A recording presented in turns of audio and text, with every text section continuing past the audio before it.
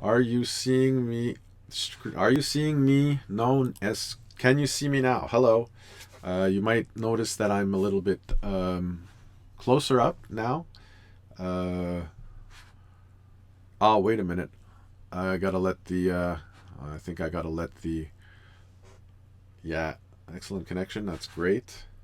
I think there's a little bit of a lag here because I. Okay, you know what? I'm going to try something else. I'm just going to give me a moment. Can you all see me now? Testing 1 2. Testing 1 2.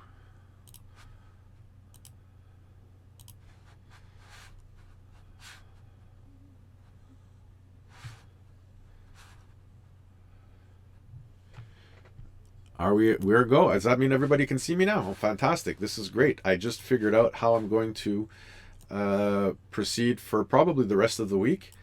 As I've just found this beautiful software called OBS, and it allows me to, believe it or not, I can switch scenes. Where now you see my Lightroom over here, as you can see. I was doing some work earlier this weekend, but I'll be able to now. Wow. Okay, this is going to change the whole everything. So I don't know if you've all see my loud and clear, beautiful. Good afternoon, Jacques. Hi, Mark. Thanks for the heads up. By the way, I saw your little message on my watch. Fantastic. I just want to welcome you all. I appreciate your patience, and I think this is going to really switch things up a bit. Because now I think I'm still, aren't I? I'm not. I forgot to switch over to me. I did. I'm so sorry. Wait, look at this. I can now. Oh, this is fantastic. I love it. I love it. Now I can go from my desktop to full screen video from my webcam. This is going to be fantastic. I should have tried this earlier, and then I would have been able to. How's the sound? I'm actually using two microphones. I've got a microphone on either side of me now, plugged in through USB. Bonjour à tous. So ça va être pas mal. Je pense que la façon que je vais continuer à faire mon. Excusez mon. As you can see, I forgot to put my shirt on. I got my T-shirt on right now. I've been working on this since I finished lunchtime before.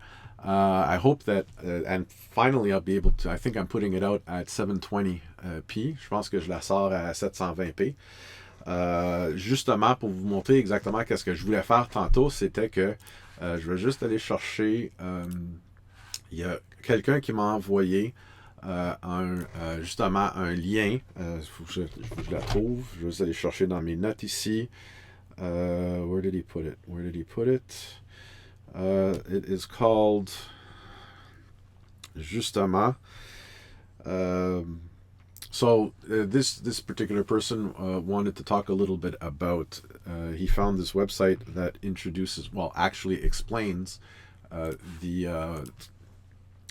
It's the 50 millimeter lens, and 7 good reasons why one should have this particular lens. And I believe also that everybody, all photographers should at one point in their photographic hobby or career, however you'd like to call it, own a 50 millimeter, because the beautiful thing about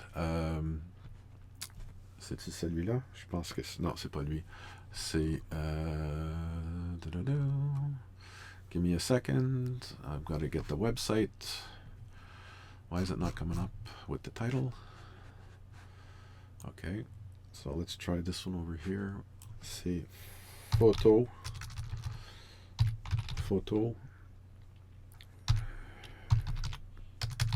Pédago. Pédago. .fr. And you know what? While I'm doing this, cette raison d'avoir un. Let's go here. I'm just going to call up the actual article on the site, and then I'm going to put the site so that now you'll see it. Okay, good. Y a-t-il une recherche là-dessus? Is there search on this? Give me a moment. Contacts. So this one here, 50 millimeter. Give me this. Delete.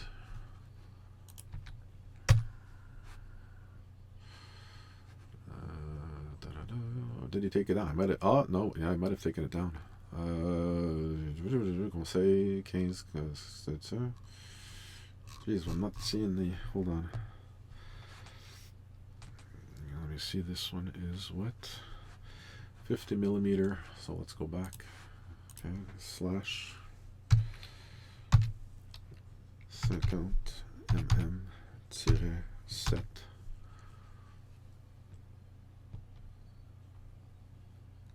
Bear with me. I'll be with you in right. So tiret 7. Bonne raison de le posséder.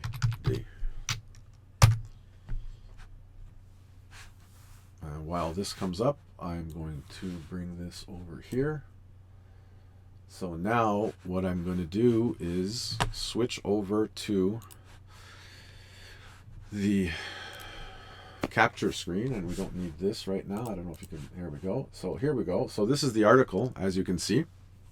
You know what? I might be able to bring this down. There we go. How's that? Now I can see the whole site. So here we have, and you know, a 50 millimeter lens is a fantastic lens to have.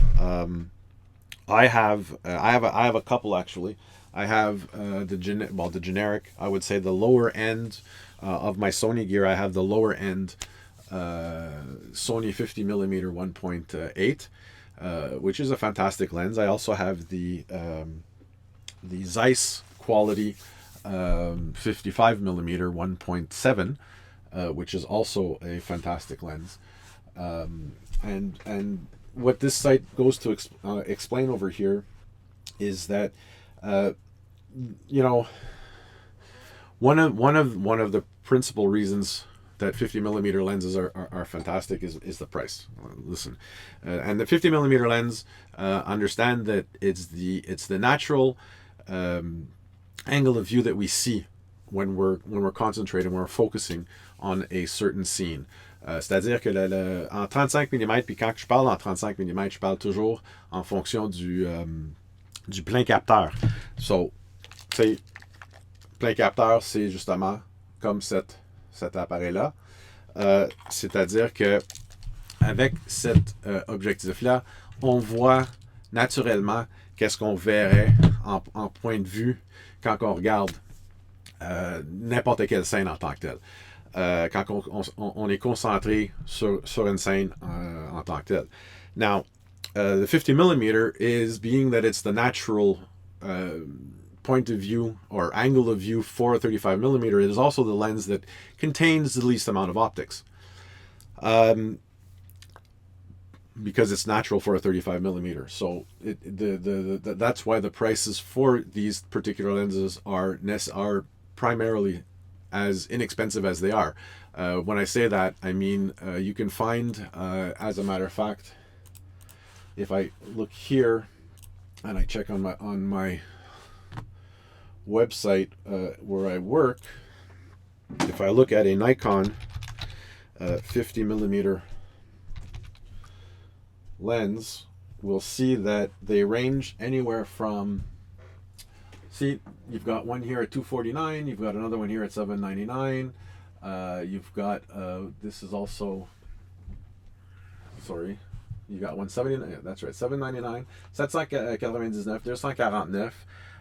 Vous avez aussi, il y en a un qui est fabriqué par Sigma à 1199. So, you know, when it comes to the higher end lenses, yes, the glass is better, les verres sont meilleurs, la construction y est meilleure, mais en tant que tel, comme un objectif générique, c'est un objectif fantastique, justement, pour aller chercher qu'est-ce que l'œil voit. Fait qu'il n'y a aucun rapprochement du sujet et il n'y a aucun éloignement, c'est-à-dire qu'il n'y a aucun grand angle. C'est qu'est-ce qu'on verrait normalement quand on est concentré sur une scène. The 50 millimeter, what it is basically it's a natural point of view or angle of view that we normally see. So there's no magnification, there's no bringing the subject closer to us, zooming in on it,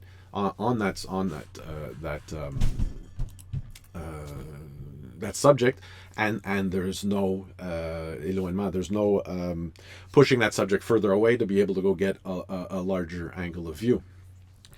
Most of these lenses are fast lenses, so I mean, the smallest aperture, or I should say the smallest aperture, the smallest of the large apertures you'll get with a 50 millimeter is usually a 2.8, but you do have Nikon's a perfect example. Last fall they came out with a what they call the Nocturne, or the Nocturne, which is a 50 millimeter lens and has an aperture ratio of f 0.95. Mathematically that means that there's more light reaching the sensor than there actually is light coming in the front of the lens. We can go into that another time when we start talking about apertures and precision of optics. But c'est-à-dire que les plus grandes la plus petite ouverture des grandes ouvertures dans une 50 mm, normalement c'est un 2.8.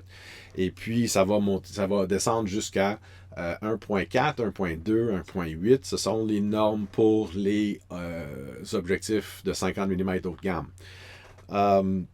Fait c'est sûr et certain, quand on reste dans les restreintes du 2.8, normalement on va aller chercher un objectif entre 150 $200.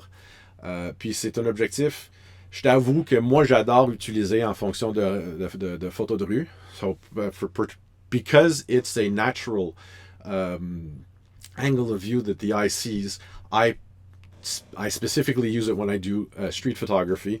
Those who have taken my excursion for street photography also know that typically if I don't have the 50, I will have a 35, and the reason that I use a 35 on my full frame is just because it'll give me a little bit more extra space that I can play with when I'm framing my image. Certaines qui ont déjà pris ma sortie de photo de rue que je fais pratiquement à chaque mois, les gens vont savoir que je vais surtout utiliser altièrement, je vais utiliser aussi un 35 mm qui me permet d'aller chercher un peu plus large comparé à ma 50 mm. À part de ça, on va retourner justement aux deuxième raison que cette monsieur-là. Et justement, si on la regarde...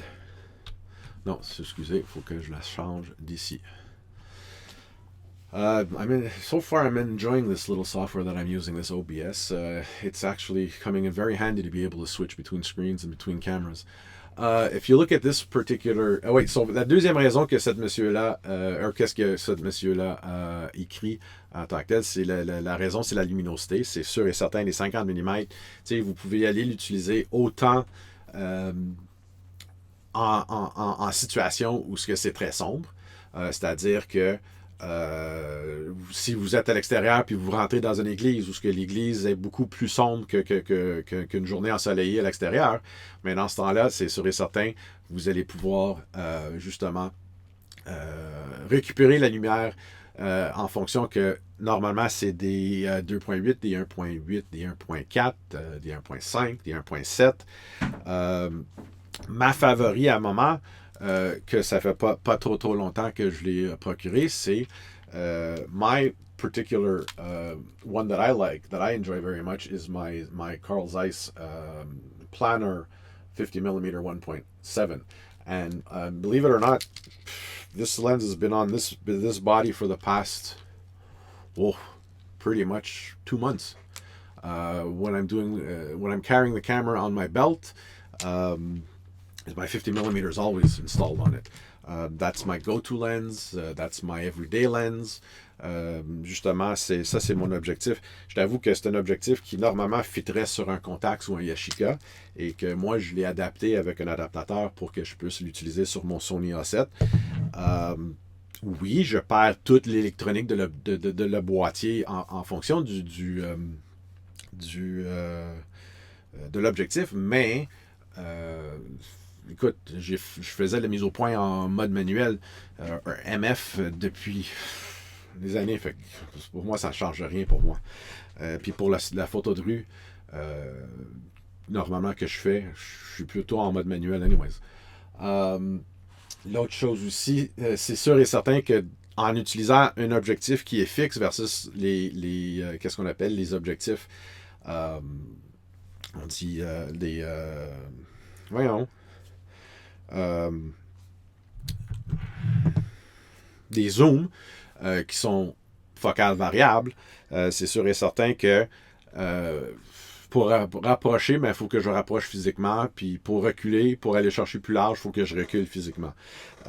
Mais c'est un 50 mm, puis j'ai un 1.7 comme que j'ai un F22. Fait que j'ai toutes les ouvertures permissibles de l'objectif. Tandis que quand vous avez le zoom comme genre une 18-55 ou le 24-70, pas nécessairement le 24-70 parce que normalement c'est toujours des objectifs avec une ouverture fixe quand même, mais plutôt les zooms de qu'est-ce qu'on appelle les kit lens, les objectifs d'emballage ou de bundle en tant que tel, eux autres vont varier de leur plus grand angle à leur plus petite focale, de leur plus petite focale à leur plus grande focale. Genre un 3.5 à 18 mm va devenir une 5.6 rendu à 55 mm. Puis la raison pourquoi, c'est que c'est des objectifs qui sont compacts, premièrement. Et puis normalement, la vraie raison, à part de l'effet que c'est des objectifs qui sont compacts, c'est que en loi en optique, c'est que pour être capable d'avoir une ouverture fixe aux deux extrémités d'un zoom, il ne faut pas dépasser en grossissement leur petite ouverture. Leur petite ouverture, excusez. Quand je parle de petite ouverture, je parle plutôt en chiffres. Si j'ai un 2.8, il ne faut pas que je dépasse 2.8 fois pour être capable d'avoir le 2.8 à les deux extrémités de les focales du zoom. Tandis que ton objectif fixe, il est fixe, puis il va toujours rester là. Je vais juste... Non, si on regarde ici, la troisième raison que lui donne, c'est la qualité de l'image qui découle de la luminosité. Plus de lumière, ça veut dire la possibilité de descendre en sensibilité ISO et ainsi vous permettre de diminuer drastiquement le bruit numérique. Et j'aime l'effet spécialement que il a mentionné voyons, qu'est-ce qu'il a dit? Excusez. Bruit numérique. Puis ça serait peut-être un sujet qu'on pourrait jaser plus tard, mais n'oubliez pas que la numérique, ce n'est pas l'argentique. OK? Justement, l'ISO a un effet de bruit et pas de grain. OK? En pellicule, okay, sorry, I haven't translated to English yet, but I'll get there in a second. Le bruit, ce n'est pas du grain, c'est de la pixelation. Okay? Le meilleur exemple que je peux utiliser, que ça fait quelques années que j'utilise, c'est que si vous prenez l'exemple de votre système de son dans votre auto, okay? Et puis que vous blastez votre volume au bout, vous mettez votre bouton de volume au maximum. À un certain point, vous allez sûrement avoir une certaine distorsion qu'on entend, que ça va causer un bruit et ça pourrait même, à un certain point, couper parce que les haut-parleurs ne peuvent pas prendre le signal qui est amplifié par l'amplificateur du radio. La numérique je veux dire, la photographie numérique est basée un peu sur ça, mais en fonction de pixels. C'est-à-dire que j'ai un 24 mégapixels, que j'ai un 36 mégapixels, que j'ai un 60 mégapixels. En temps normal, quand j'augmente mon ISO pour aller chercher plus de lumière, c'est sûr et certain, les pixels ne changent pas sur le capteur en tant que tel. Puis je t'avoue que je ne vais pas rentrer dans la raison du bruit et du ISO scientifiquement. Mais visuellement, qu'est-ce que ça forme? C'est que ça forme des pixels qui sont éclatés. Okay? So basically what's being said here is that the third reason the third good reason for having a 50 millimeter is the fact that because I have a much larger aperture, I don't necessarily have to use very high ISOs. But in this article, rather than comparing ISO to film grain, which in film, physically on the film, was larger grain, less resolution.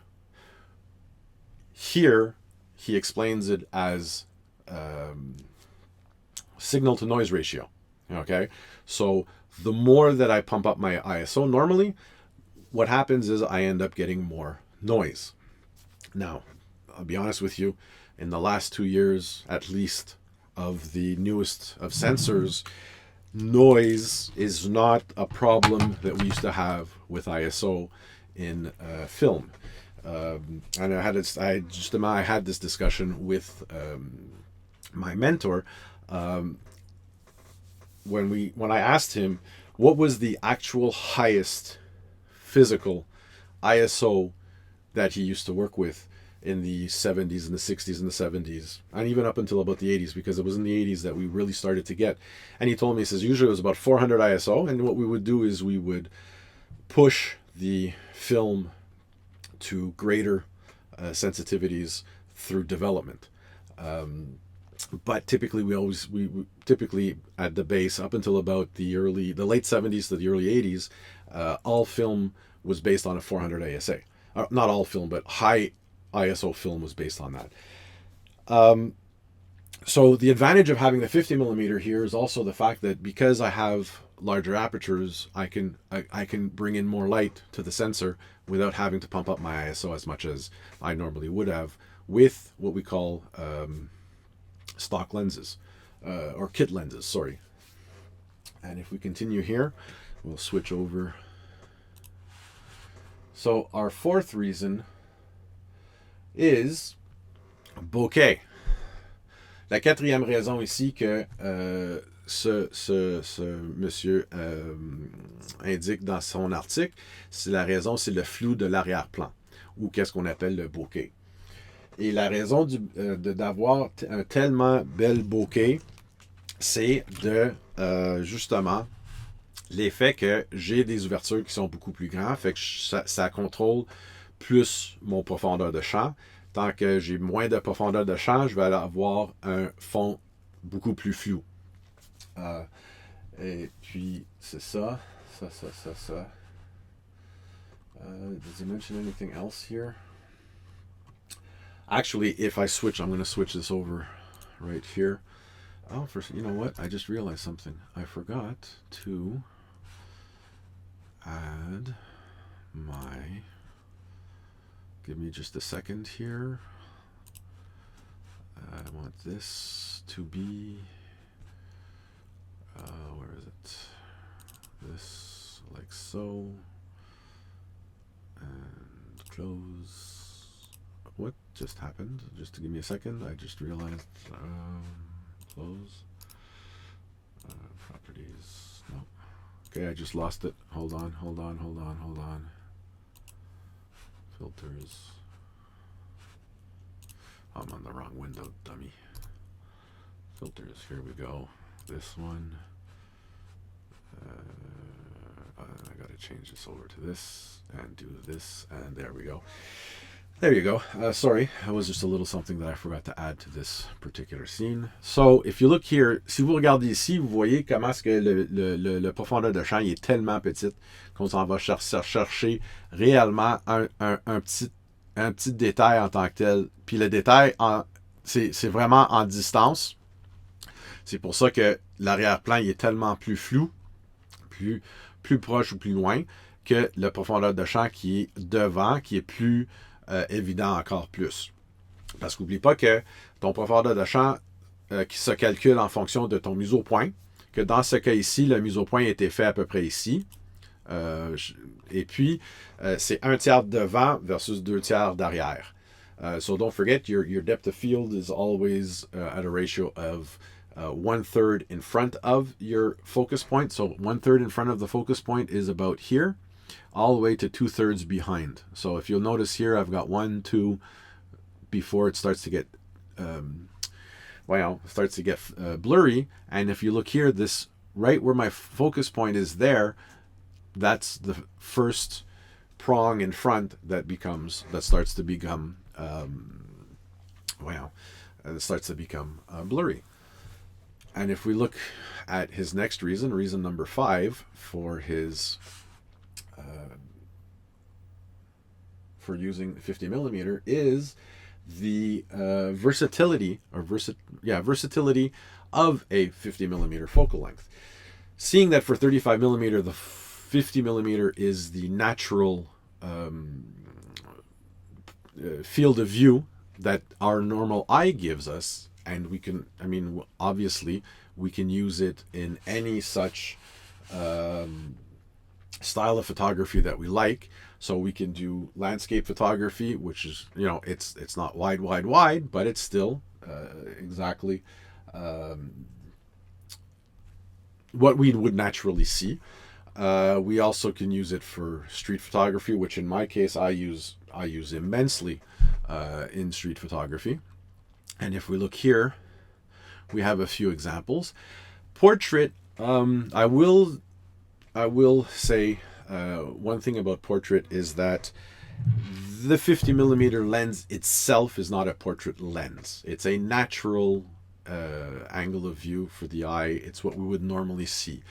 The actual focal lengths for portrait are from 70 to 135 millimeters normally. What doesn't mean that you can't use a 50 millimeter if you don't. Obviously, when we do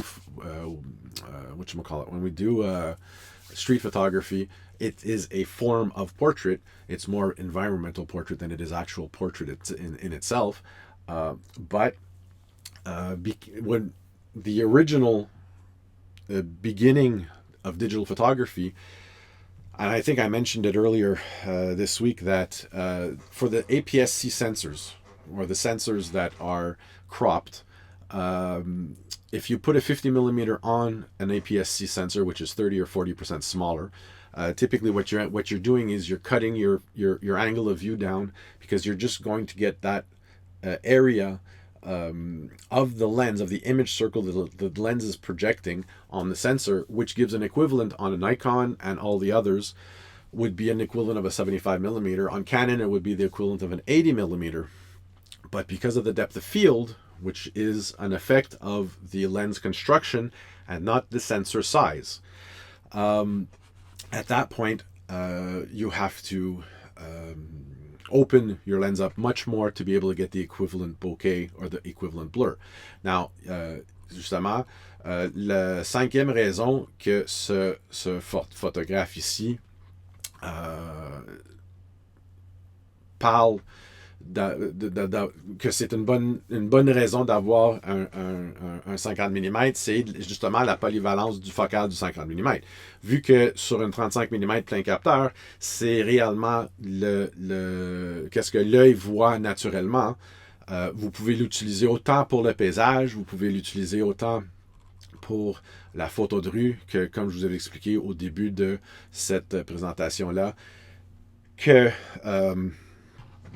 je l'utilise fortement en photo de rue, parce que c'est qu'est-ce que mon œil voit. Et puis aussi, oui, ça pourrait être utilisé en fonction du portrait, pour la seule et simple raison qu'en 50 mm, quand on le met sur un boîtier APS-C ou un boîtier qui est que son capteur est justement 30 ou 40% plus petit que la norme du plein capteur. Ça nous donne un équivalent sur les Canon, ça serait un équivalent d'un 80 mm, et sur les autres boîtiers comme Canon, Sony, Nikon, Sony, Fuji, ces trois-là, c'est plutôt un 75 mm. Mais n'oubliez pas que si vous voulez aller chercher la même profondeur de champ, il faut rouvrir l'ouverture. Et vu que déjà le 50 mm, normalement, ce sont toujours des grandes ouvertures, on peut aller chercher quand même des belles bokeh avec la 50. Fait que vous pouvez également l'utiliser justement en portrait. C'est juste qu'il faut comprendre que vous n'auriez jamais la même précision ou la même profondeur de champ à les mêmes ouvertures sur les focales équivalentes à 35 mm plein capteur. Si on continue, la raison numéro 6 de cet article-là, de cette photographe-là, c'est que la 50, oh boy, ça c'est tellement vrai. La 50 mm, c'est tellement petit en fonction Et puis, je t'avoue que c'est la raison pourquoi que ma 50 et ma 35, ces deux objectifs-là, ce sont mes deux préférés focales à utiliser en photo de rue. Pourquoi? Parce qu'ils sont discrets. Si vous regardez, je vais juste changer mon... Oh, sorry. Oh well, we'll leave it like that for now. It's cute. Si vous regardez ma 50 mm comparé à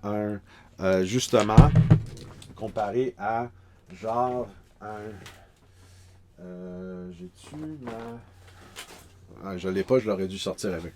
Mais ma 24-70, normalement, serait à peu près grande même. Okay? La 50, elle, est tellement petite. Puis si vous regardez justement ma 35 mm, c'est justement pas plus grand que ça. C'est très discret. Et puis je t'avoue que quand les gens la regardent, me voient en donnant en utilisant, je veux dire, cet objectif-là, à la distance où ce que je suis, à quel point est-ce qu'ils me prennent en photo. Pour la photo de rue, là, c'est tellement discret, c'est incroyable. Le poids, la légèreté, la compacité, c'est formidable pour cet objectif-là. And as I was saying, basically my favorite lenses, my two favorite lenses, which are the ones that I showed you, my 35 millimeter and my 55 millimeter, they're principally they're compact and they're light. It doesn't weigh anything. It doesn't add. Literally, it's grams. It's less than a couple hundred grams that you're adding to the body when you're using these lenses, because they're so much more compact. People don't realize what it is exactly that you're shooting. A lot of times they'll just pass you by as if to say, well, what's he going to shoot with that lens? What's he going to see in that to begin with? Okay, when I'm doing street photography. And so that's pretty much, I just realized I haven't, because I had this running, I didn't see any comments. So let me just quickly go to the comment screen. Mark has one, a Yashika. La prochaine fois que je fais photo de rue, je vais prendre ma 50 mm. Jacques, fantastique, ça serait fantastique. Essayez-le, voir qu'est-ce que ça va donner. C'est sûr et certain, it's for sure you're not going to have any problems when it comes to the versatility of using that 50 mm 1.8. Ton pointeur de souris est pas sur l'écran. Oh non, I'm going to have to fix that. I thought it, because est-ce que vous le voyez maintenant, mon pointeur souris ici? Désolé, j'ai pas... J'étais en train de regarder mon écran devant moi et pas l'écran où ce que j'ai mon browser. Ici aussi, il parle que la septième raison, et son raison finale, c'est le 50 mm peut progresser. Quand quand on ne l'a jamais pris en main, il peut être déstabilisant aux premières. Ah ouais, ok. Euh,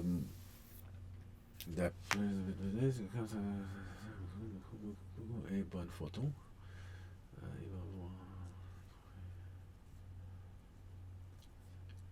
Oh yes, ok. Euh, C'est-à-dire que en utilisant puis ça va avec n'importe quel. Pour moi, personnellement, la 50 mm, c'est une raison, mais ça va avec n'importe quel objectif fixe. C'est sûr et certain que ça te force de voir, de regarder et voir l'image que vous êtes en train de prendre. La raison pourquoi, c'est que c'est un focal fixe. Je ne peux pas l'ajuster si. La seule façon que je peux l'ajuster en fonction d'agrandir ou de rapprocher ou d'éloigner mon sujet, c'est que je me rapproche ou je me recule. Point. Je peux pas faire mieux que ça. Je peux pas faire autre chose que ça pour changer mon angle de vue en tant que tel. Euh, et je t'avoue que souvent, je vais le dire à les novices que apprends, fixe-toi sur un tel focal pour apprendre comment vous pouvez l'utiliser à sa meilleure possibilité euh, comparé à. Puis c'est là où ce que vous allez vraiment euh, choisir les meilleurs cas pour utiliser certains focales. Je trouve que, tu sais, comme que vous avez parlé ce matin à propos des modes AUTO, les modes automatiques, on est souvent, on se plante devant le sujet, puis au pire, aller avec les zooms, on va s'ajuster en fonction du zoom. Mais comme je vous dis que les focales de 70 à 135, il y a une raison pourquoi les focales de 70 à 135 sont faites pour le portrait et pas les 50 mm et plus bas. C'est les distorsions qui sont introduites de l'objectif en tant que tel. Now, c'est-à-dire que quand j'ai appris la photographie là, tellement longtemps, je l'utilisais. Les zooms, c'était pas aussi populaire qu'ils sont aujourd'hui. Fallait que je m'ajuste en fonction de ma distance de moi versus mon sujet pour aller chercher la bonne cadrage du sujet. So what I'm saying here is that his seventh reason is the seventh reason for this photographer who wrote this article for a 50 millimeter is I'm going to translate it as progression or evolution in the sense that, and this is something that I learned a very long time ago when I was in school in CEGEP and in high school, actually mostly in high school, about photography is that because we didn't have zoom lenses as we have today, and I mean every brand new camera, every entry-level camera, every intermediate camera is sold with a zoom lens. Whether it be an 1855, a 1650, a 24-105, or a 24-120, a 28-140, I think. Most kit lenses that come with the cameras when you buy them, they are zoom lenses, which in a way has made the novice photographer, and you know what, I'm going to just blurt it out and say it, lazy. Okay? What happens, and what typically happens, is the photographer, the novice or the intermediate photographer has a habit, and I've gone through all of these myself when I reintegrated myself into photography years ago.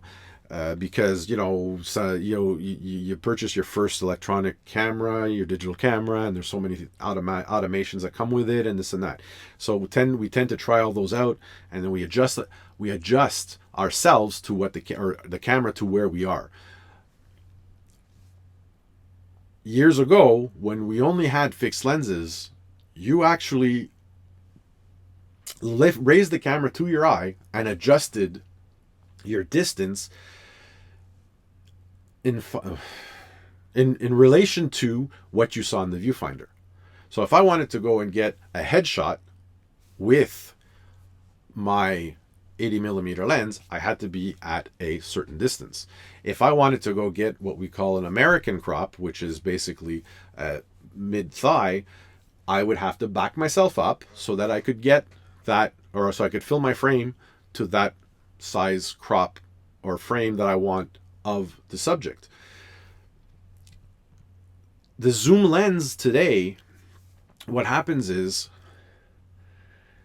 we calculate approximately 10 to 15 feet from our subject, and then we finalize the framing with the zoom lens. So a lot of times what happens is you're not even falling within that 70 to 135 range of focal lengths. You're typically somewhere between 28 and 60 millimeters or 28 and 50 millimeters. And if you look at those crops, typically you're still too close. And being that you're too close, you're at a 35 millimeter, you're at a 24 millimeter, you're at an 18 millimeter or equivalent, you're distorting the subject so much that it just doesn't make sense. I mean, just look at this head. Okay, I'll take my glasses off. Just look at this head. I mean, if you were to shoot me with a 16 millimeter lens, I'd have a bowling ball for a head and 2 golf balls for eyes. Not only that, but my eyes would be popping out of their sockets. C'est-à-dire que un parfait exemple, c'est moi, ma face est ronde. Okay? En utilisant un objectif à des focales de genre 20 à 35, 20 à 50 mm, si vous êtes assez proche, vous allez distorsionner ma face à un point où ma tête va devenir une boule de quilles, mes 2 yeux seraient des balles de golf, puis sortiraient de leur orbite. So, with using a fixed focal length, you're literally focusing on what you're seeing in the camera, you're adjusting to what you're seeing in the camera, and that in itself is making you a better photographer, because you no longer need now to worry about how close you're going to be to the subject, because you already have in your head a vision of what kind of image you want to produce even before getting on site. Okay. And to close off this particular article over here, he talks about the different qualities of 50 millimeters, and exactly you have the 51.8s, the 1.4s, the 1.2s. It also, like I said earlier, it goes all the way up to f0.95 or 0.85 with some lenses. Those lenses in particular, literally, I'm just going to fix something here. Sorry.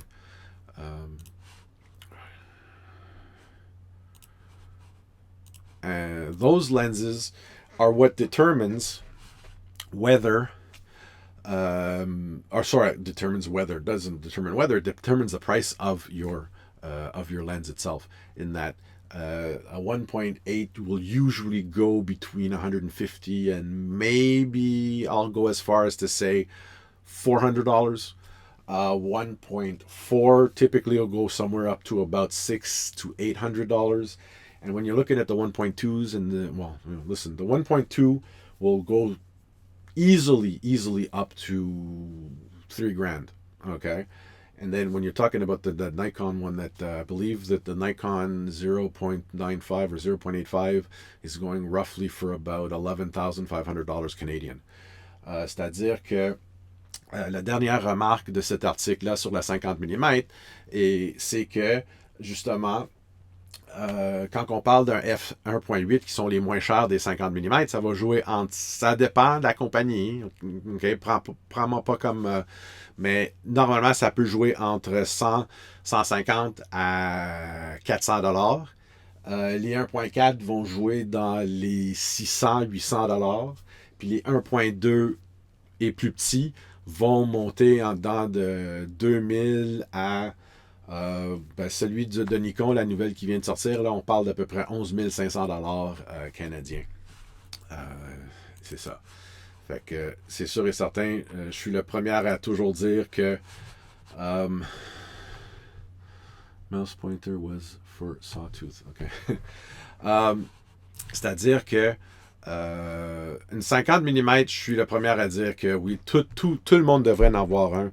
Puis au pire, là, ça va te forcer, it'll force you to really see the world in a fixed angle of view or perspective, which is fantastic. That's right, c'est ça. The Nikon is called the Noct, N-O-C-T, and that goes with the Z series mirrorless cameras that Nikon has come out with. So yeah, if you have any other questions, I got a feeling I forgot to mention all of the live. We got 4 concurrent viewers because I forgot to post this up on Facebook. So although because this is on YouTube, it's exactly. So, if you have any questions, please, by all means, if you have anything to add to this, please share. And we have a few minutes before, so we're already at 45 minutes. On est déjà rendu à 45 minutes, qui est normalement ma maximum. Et j'espère aussi, si vous êtes déjà, je vois Marc, Jacques et Marc A, Marc L et Jacques. Si vous voulez juste me laisser des commentaires, qu'est-ce que vous trouvez, comment est-ce que vous trouvez cette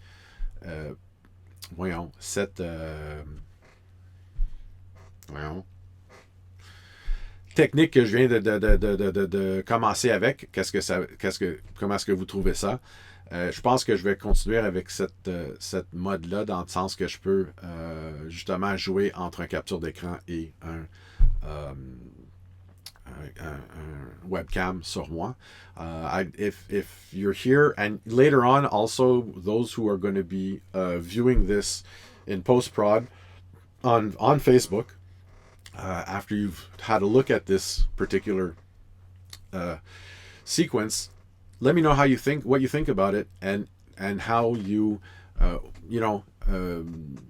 how you like it, because I got a feeling I'm going to end up using this more frequently, because I like the fact that I can change between screen captures versus webcam footage on me directly. Patrice, welcome, bienvenue. Le 35 mm sur APS-C est équivalent d'un 50 mm full frame. Oui, c'est pas mal près. C'est-à-dire que, me semble, si je me rappelle bien, ça revient à peu près à un 47 ou un 43 mm. Je vais te faire le calcul tout de suite. Mais normalement, la 35, c'est celui que j'utilise sur l'APS-C fois 1.5.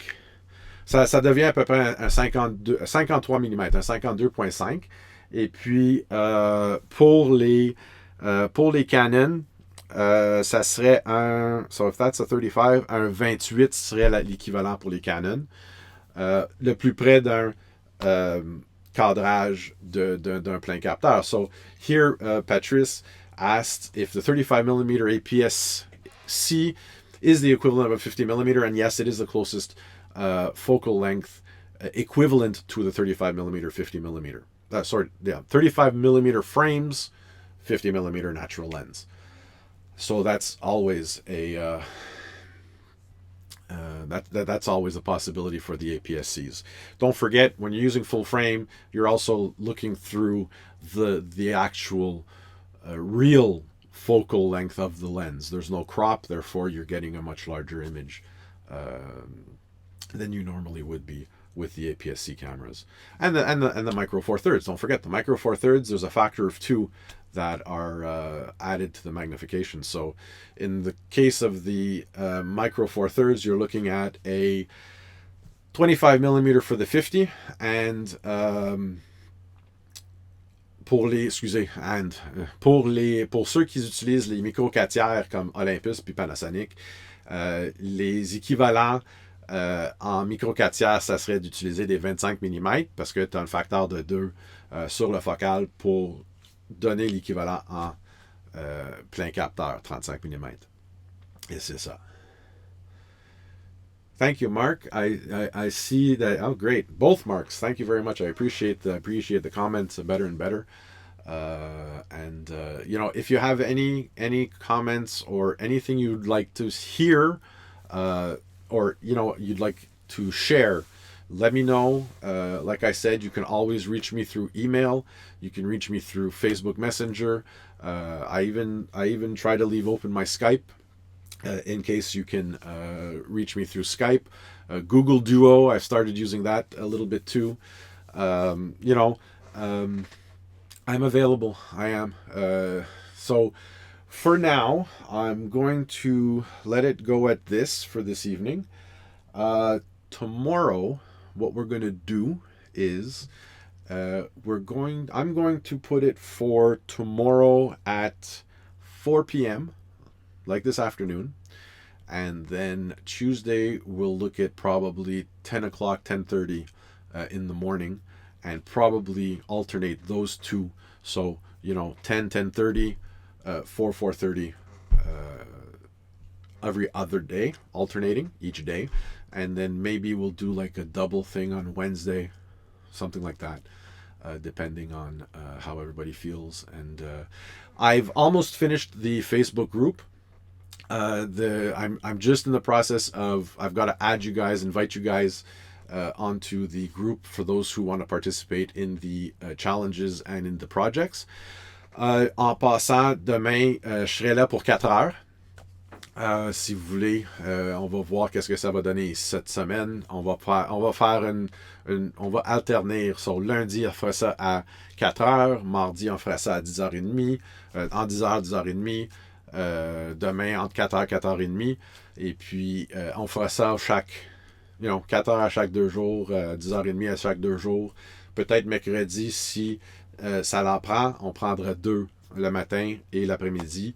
Je suis en train de finaliser aussi, j'étais pogné sur ce projet-là d'apprendre le plus vite possible cette logiciel-là, où ça me permet de changer entre mes logiciels, mes captures d'écran versus mon webcam. Que à date, je suis pas mal fier que ça a marché tellement vite. Et puis d'après certaines des commentaires aussi, ça marche très bien. Je vois qu'il y a quelques commentaires ici. Jacques...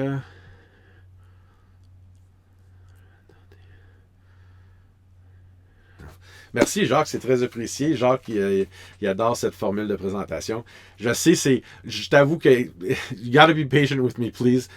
This is still kind of new to me too, so it might seem very amateurish.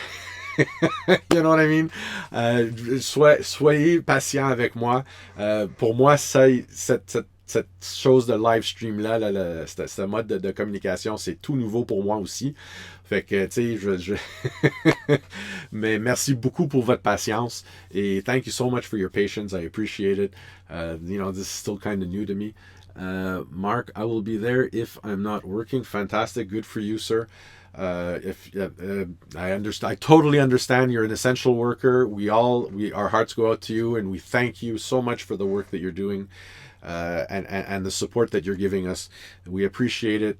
Listen, my heart goes out to everybody, and my heart goes out to each of you for this the rough time that we're having, the trying time that we're in with this crisis. But as the Rainbow campaign goes, ça va bien aller. It's going to go well. It's going to go well. We just have to get through it, and I think together we'll be able to. We can accomplish anything. Obviously, we're humans. When it comes to this, and listen, I'm gonna wish you all a fantastic evening, a fantastic Sunday. Again, happy Palm Sunday. Je vous souhaite tous un fantastique dimanche. Pour qu'est-ce qui reste. Et puis, j'ai hâte à la semaine qui s'en vient. J'ai déjà planifié certaines choses à l'extérieur que je vais pouvoir vous montrer. Puis, ça va être parfait maintenant que je peux changer entre les deux écrans. C'est fantastique. Puis, justement, je suis en train de regarder sur peut-être l'impression ou vous montrer certaines photos. Comme je vous dis, le groupe Facebook bientôt va être prêt. Vous allez recevoir tous justement des invitations pour le groupe.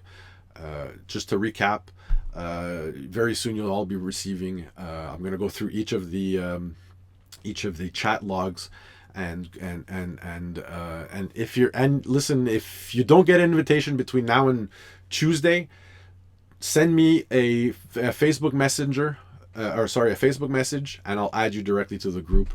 But I made the group. It is private, but I did make it that you could search for it. Okay, and the group itself is called, I named the group the same title as the live stream, which is Photography with avec AJ. Okay, photography with avec AJ. And you'll be able to send a request to subscribe to the group, and at that point I'll just add you to the group if you're in my list of participants.